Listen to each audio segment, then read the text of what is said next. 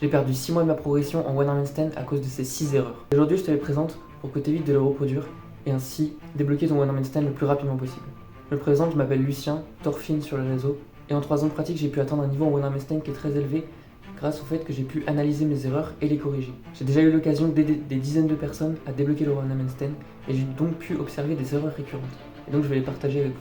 Ainsi, vous pourrez progresser en one arm handstand le plus rapidement possible. Donc la première erreur, et c'est plutôt quelque chose de global, c'est le fait de ne pas assez tirer soit avec les jambes ou avec les bras ou les deux. Déjà, l'un des principes fondamentaux en one arm handstand, c'est que si on tombe d'un côté, c'est que l'autre côté qui a un problème. En général, c'est une question de basculement de poids. Plus on met d'un poids d'un côté, plus on tombe de ce côté-là. C'est logique, vous allez me dire. Mais du coup, comment on fait pour mettre du poids d'un côté ou de l'autre? C'est soit tirer avec son bras, soit tirer avec ses jambes. Donc je vais vous montrer. Par exemple, si je me mets en handstand, je commence à décaler et que je vois que j'ai trop de poids, dès que j'enlève, je tombe de ce côté-là. Donc ça veut dire que ma jambe droite ici ne tire pas assez sur le côté pour me permettre de tomber de ce côté-là. Et inversement, si à chaque fois je tombe tout le temps de ce côté-là, c'est probablement que mon pied gauche ici ne tire pas assez, mais également mon bras droit. Mon bras droit qui doit donc également être levé pour ainsi être stable. La deuxième erreur est dans la continuité de la première, c'est le fait de ne pas assez s'étendre, mais plus particulièrement d'être solide et d'être droit, on va dire, c'est-à-dire être vraiment un bloc. Moi, l'image que j'aime bien, c'est celle de la barre de fer. Donc en gros, il faut imaginer notre corps comme une barre de fer. Vous voyez une corde qui est toute souple, si on la pose debout, elle tombe. Par contre, une barre de fer, elle reste debout. Il faut imaginer la même chose en one arm handstand. Votre corps doit être une barre de fer. Donc il faut tirer vos pieds vers le haut et pousser au maximum sur l'épaule. Plus vous serez gainé et surtout étiré vers le haut et repousser le sol, plus ce serait fort. Donc vous voyez la différence? Là, épaule abaissée, jambes pliées. Mon corps, il subit complètement le mouvement. Là, je suis étendu, je pousse sur mon épaule et je suis droit. Ensuite, la troisième erreur est une erreur un petit peu particulière, car tu peux débloquer ton one arm handstand de cette manière-là. Par contre, sur le long terme, ce ne sera vraiment pas productif, parce que tu ne pourras pas déjà le tenir longtemps et vraiment le maîtriser. Donc cette variante-là, c'est le fait de faire ton one arm handstand en force. C'est-à-dire que ton épaule est éloignée de ton oreille. En général, on cherche à avoir l'épaule la plus haute possible et la plus proche de la tête. Et donc là, par exemple, ce serait un one arm handstand comme ça. Donc, vous pouvez le débloquer comme ça, encore une fois, mais ça remplace vraiment toute la dimension, enfin pas toute, mais une bonne partie de la dimension équilibre en force, ce qui n'est pas productif pour à long terme être fort en one arm handstand, mais également car plus on force sur un mouvement, moins on peut se concentrer, et en one arm handstand on a besoin d'énormément de concentration. Ensuite, la quatrième erreur est un peu donc comme la troisième, donc pareil, vous pouvez débloquer le one arm handstand comme ça, ce ne sera pas productif, c'est encore une fois le fait de le faire en force, le one arm handstand, mais cette fois-ci en n'étant pas aligné, c'est-à-dire au lieu d'avoir bassin, épaule, poignet, et ben l'épaule avancée, ce qui ressemblerait à peu près à quelque chose comme ça.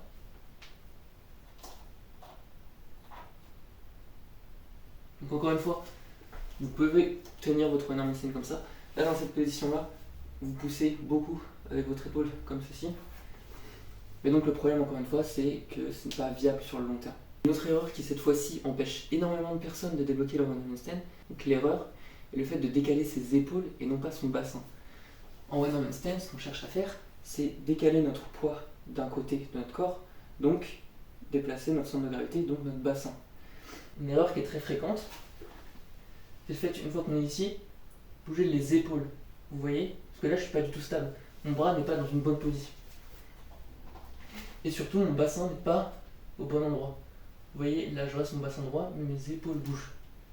Ce qu'il faut faire, c'est bouger le bassin, comme ceci. Pour faire cela, il faut donc penser à bouger le bassin et pas les épaules, donc garder les épaules droites et tirer avec le pied du côté du bras. C'est-à-dire que moi, donc, je fais mon one arm stand du bras droit. Donc avec mon pied droit, je vais tirer vers là pour naturellement décaler mon bassin. Et pour finir, la dernière erreur qui pour moi est la plus importante et le plus évitée, et que énormément d'athlètes, et je n'exagère pas quand je dis que certains athlètes stagnent pendant des années sur le one arm stand à cause de juste cette erreur là, c'est tout simplement le fait de trop se précipiter. Votre corps il doit s'adapter, donc il doit passer un certain temps dans une position. Si tout ce que vous faites sur votre one arm stand c'est juste des trails à la filée, sans jamais passer de réelles positions sur une main, votre corps ne va pas s'adapter. Vous n'allez pas faire des trails de full planche de 0,5 secondes plein de fois. Vous allez faire du volume en straddle ou avec d'autres variantes. C'est la même chose en one arm stand. L'important, c'est de prendre son temps et surtout de changer de progression qu'une fois qu'on se sent vraiment à l'aise. Je vais vous donner un exemple. Moi par exemple, je n'ai pas le one arm stand du bras gauche. Donc par exemple pour le travailler, ce que je commence à faire en ce moment, c'est vraiment, je décale, je passe sur 5 doigts. J'attends vraiment de plus sentir de poids dans ma main droite avant de lâcher. Là je me sens pas à l'aise donc j'enlève pas.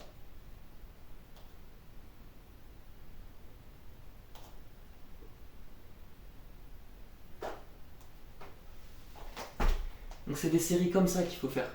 Là vous voyez j'ai décalé vraiment progressivement, mon pied a tapé mon meuble, donc ça m'a empêché de tenir.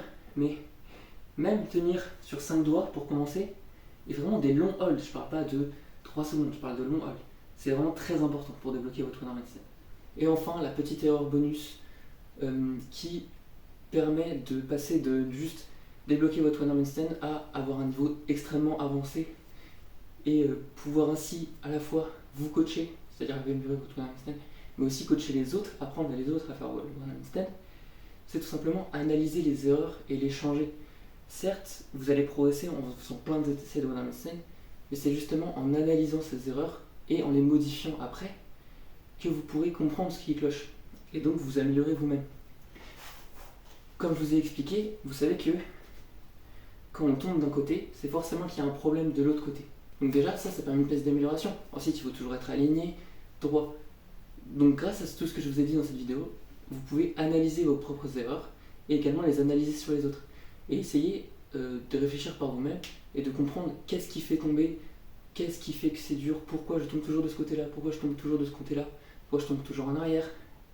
Tout ça, c'est des trucs, des questions qui vont vous permettre de pouvoir débloquer votre one arm stand, mais également si vous voulez arriver à plus haut niveau et faire des mouvements plus durs ou des combinaisons plus difficiles, vous permettront d'atteindre vraiment un haut niveau.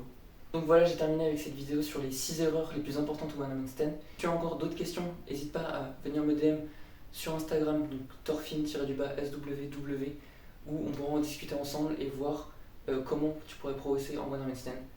Et sur ce, entraînez-vous bien.